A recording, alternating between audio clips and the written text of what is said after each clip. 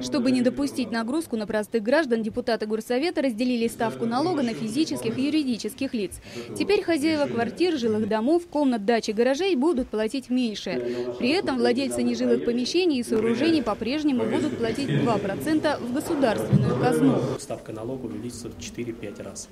Но это заметно. Или 16 рублей было, условно говоря, 200, то есть на порядок где-то. Я думаю, это вполне приемлемо. Еще один важный вопрос в повестке дня 35-й сессии – установление границ территориальных общественных самоуправлений «Сокол», «Салют» и «Светлый». Здесь речь не будет идти ни в коем случае о заработной плате руководителей ТОСов. И пусть даже не мечтают об этом. Эта речь будет идти только лишь о тех поддержке тех социально значимых инициатив, которые примут на общем собрании жители, члены ТОСов. Ну, например, я говорю, потребуется какая-то покраска там, или, я не знаю, ремонт песочницы.